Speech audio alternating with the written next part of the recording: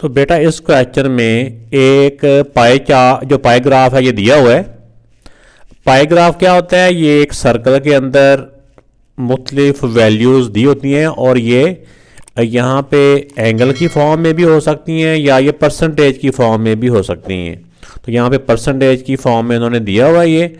तो इसको हमने इस ग्राफ को देखते हुए, ये जो सर्कल की शक्ल में ग्राफ होता है ना, इसको पाई ग्राफ बोलते हैं। तो इसमें ये कह रहे हैं कि mister Arsalan spend 1 lakh rupees as his household expenses.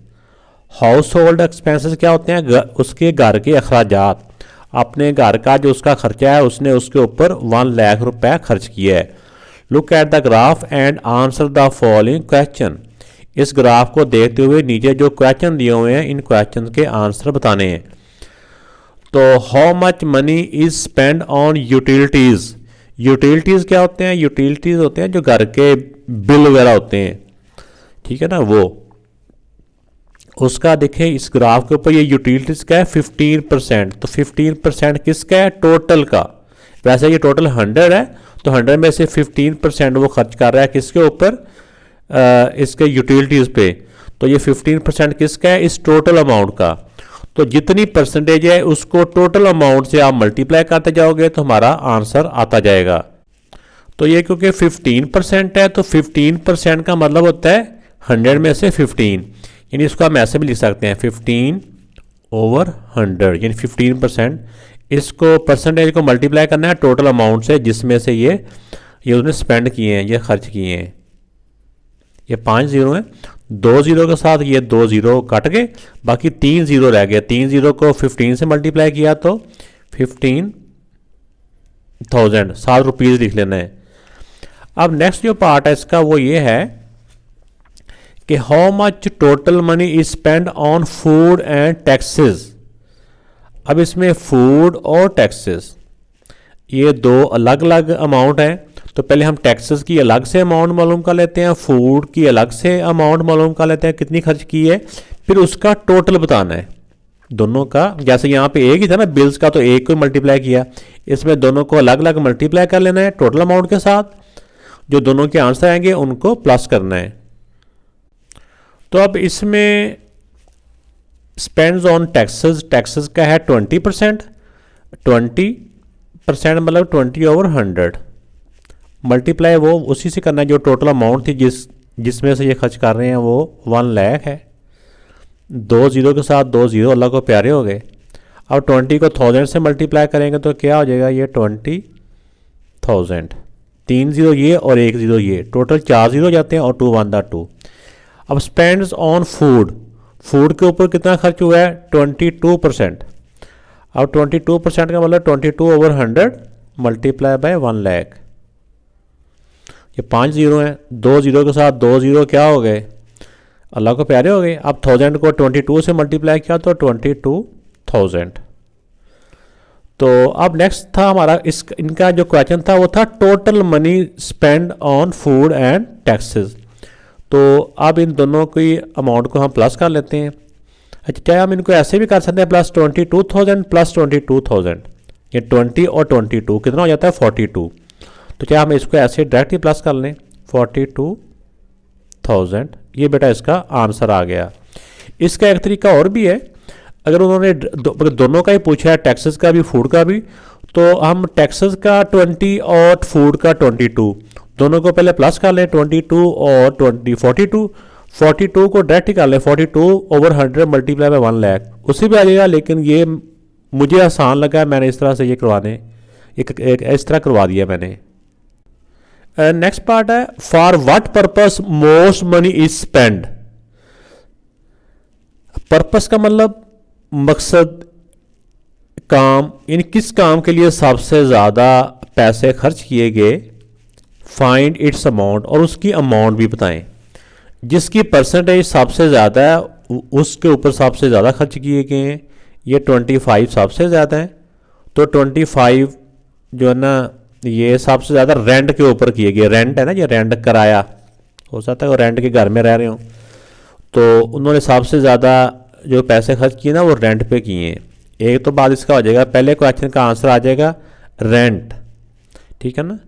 For rent purpose mostly money is spend, what की जगह पे रेंट आ जाएगा। तो इस तरह से आपने नीचे लिख देना इस क्वेश्चन के बाद, जहां पे आप क्वेश्चन सॉल्व करोगे ना वहां पे for rent purpose most money is spend.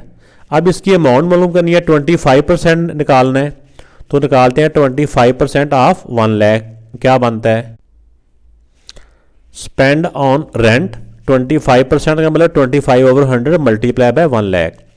20 के साथ 20 कट गए, बाकी ये 1000 को 25 से मल्टीप्लाई करेंगे तो 25,000। इस पार्ट का आंसर ये आ गया, ये उसकी अमाउंट भी आ गई।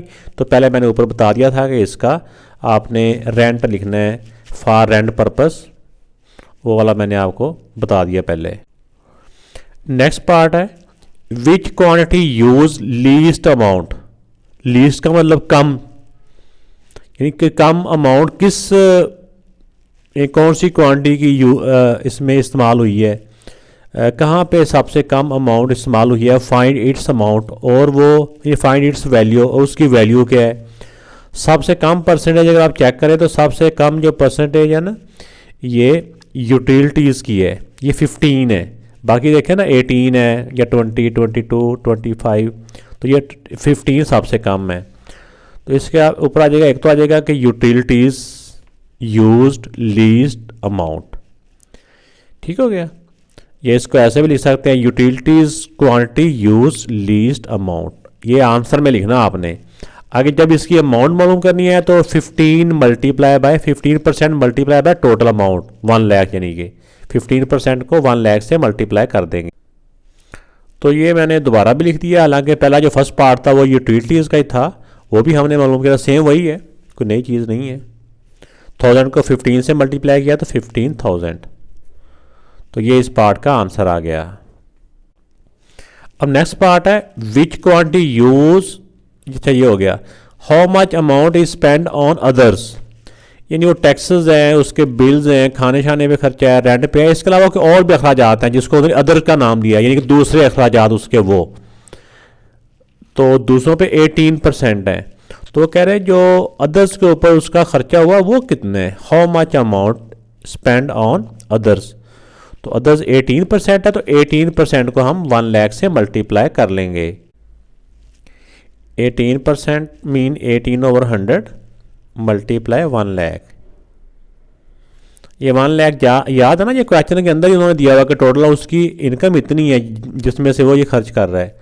2 0 से 2 0 कट गए, 1000 को 18 से मल्टीप्लाई किया तो 18,000। तो आपने साथ ना इस तरह रुपीज़ सबके लिख लेना होता है। तो बेटा ये इसके मंथली बजट का जो भी इसके क्वेश्चन थे वो हमने सॉल्व कर लिए। नेक्स्ट क्वेश्चन जो है ना ये बिल्कुल ऊपर वाले क्वेश्चन जो अभी हमने किया वीडियो में बिल्कुल उसी तरह ही है। इसमें भी मुख्तलिफ जो वैल्यूज़ दी हुई हैं। गार्बेज क्या होता है, गार्बेज का मतलब होता है कूड़ा क्रिकेट भी कह लें, फालतू अशिया, यूजलेस नकारा चीज़ें जो कुछ भी हो सकती हैं। वो total the average person create about 25 kg of garbage per month. एक मंथ के अंदर वो कह रहे हैं कि एक आदमी एवरेज 25 kg जो है ना वो इस तरह का कूड़ा करकट या सामान फालतू वो बना देता है, जो उसके लिए फालतू होता है वो इतना 25 kg होता है। उसमें से ये मुख्तलिफ जो चीज़ें हैं इनका उन्होंने परसेंटेज में दिया हुआ है, तो इनकी परसेंटेज से हमने असल वैल्यू इनकी निकालनी है कि वो कितने kg है। इसका ये होता है कि जिसका भी हमने इसकी असल वैल्यू निकालनी है उस वाली वैल्यू को हमने 25 से मल्टीप्लाई करते जाएंगे तो वो हमारी वैल्यू आती जाएगी। अब फर्स्ट पार्ट है विच material makes up most of the garbage. तो गार्बेज में ये पूछा कि सबसे ज़्यादा जो गार्बेज है वो कौन सा इसमें चीज़ है जिसका होता है। तो देखें ये सबसे ज़्यादा पेपर का है, पेपर का है 38%, ठीक है ना। इसका सिंपल आपने कुछ भी नहीं करना, इसके आंसर के आगे सिंपल आपने लिख देना है, या तो सिंपल इसके आगे लिख दें सिर्फ पेपर, तो या विच को काट के paper material makes up most the garbage. नीचे आपने ये अगर हेडिंग दिया मार्कर से तो नीचे पेन से लिख दें विच की जगह पे पेपर मटीरियल, या विच मटीरियल को सारा काट के सारी जगह पे papers makes up most of the garbage. ये फर्स्ट पार्ट का आंसर हो जाएगा। नेक्स्ट आ रहा है तो इसमें how much the paper does average person throw away in a month, तो पेपर का पूछा है कि कितना फेंकते हैं, उनका वेट मालूम करना है। आप चाहे इसके साथ पूरी स्टेटमेंट लिख लें, ठीक है ना। तो ये वाली सारी स्टेटमेंट आप लिख सकते हैं, या पेपर वेट लिख लें। तो पेपर की परसेंटेज है 38%। 38% मीन 38/100। इसको मल्टीप्लाई करना टोटल वेट के साथ। टोटल वेट है हमारा 25। इनको आपने कैंसिल कर लेना है, जैसे भी आप इसको कैंसिल कर सकें। 25 और 100 का टेबल अगर आपको ज़बानी याद है तो आप इसको डायरेक्ट कटिंग करें, नहीं तो छोटा छोटा करके इसको कैंसिल कर लें। 25 1 दा, 25 4 दा।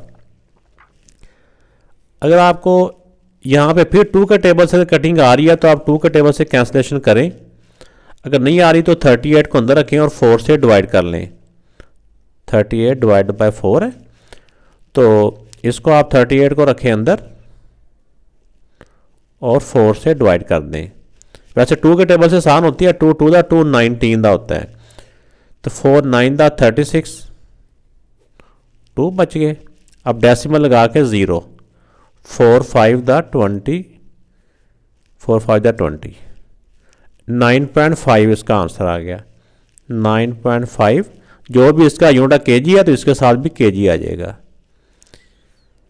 तो ये सेकंड पार्ट था। अब थर्ड पार्ट है how much wood does the average person throw. अब वुड कौन सा है, वुड का है 18%। ये देखें ना 18। अब 18 को यहाँ पे जैसे 38 था, अब उसमें 18/100 मल्टीप्लाई बाय 25। तो इसी तरह 25 1 दा, 25 4 दा। अब इसको 2 के टेबल से मैं कट कर देता हूँ। पिछले क्वेश्चन में मैंने कैंसिलेशन नहीं की थी, यहाँ कर देता हूँ। 2 का टेबल इस पर भी जा रहा है, 2 का टेबल इससे भी जा रहा है। 2 2 दा 4, 2 9 दा 18, 9/2।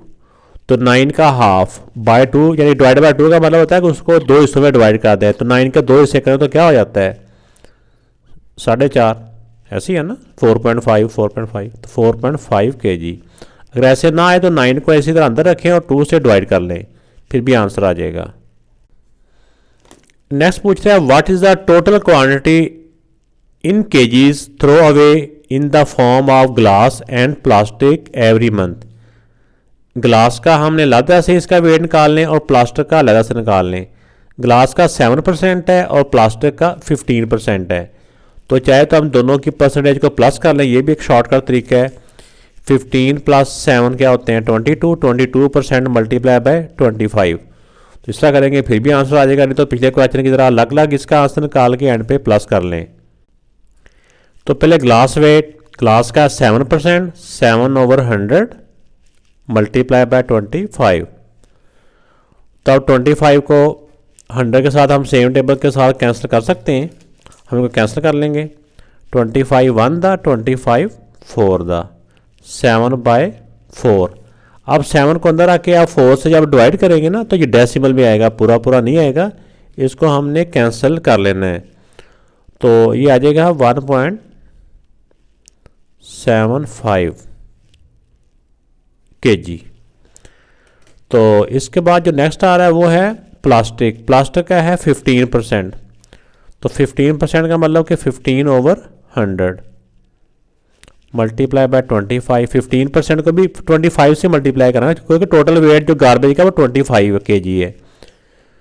तो इनको भी हम वैसे ही कैंसिलेशन करेंगे जिस तरह अभी हमने कर रहे हैं। 25 1 दा, 25 4 दा, ये आ गया 15/4। तो 15 को 4 से अब हम डिवाइड कर लेते हैं। 15 को अंदर आके 4 से डिवाइड कर लें। चलो ये मैं एक पार्ट इसका कर देता हूँ। 15 को अंदर आके 4 से डिवाइड किया तो 4 3 दा 12, माइनस किया तो 3 आ गया, डेसिमल लगा के 0। अब 4 का टेबल कौन कौन करना है जो 30 से ज़्यादा ना हो, या बराबर आ जाए या इससे करीब तरीन छोटा नंबर आ जाए। 4 7 दा 28, 2 बच गए। अगर डेसिमल पहले से लगा हो तो हम एक स्टेप में 1 0 लगा सकते हैं। 4 5 दा 20, तो 3.75 kg। अब इन दोनों के वेट को प्लस करना है हमने, तो प्लस इसको हम इस तरह कर लेते हैं जैसे 5 में 5 प्लस किया तो 0, यानी कि 5 + 5 10 होता है ना, तो 0 आ गया 1 कैरी। तो 7 8 9 7 और ये 7 14 1 15, 5 आ गया 1 कैरी, 1 2 3 4 5, तो आ जाएगा 5 ऐसे करके 5.50 kg, लेकिन इसको आपने डेसिमल के बाद एंड पे 0 नहीं लिखना, 5.5 kg। तो ये बेटा इसका आंसर आ गया।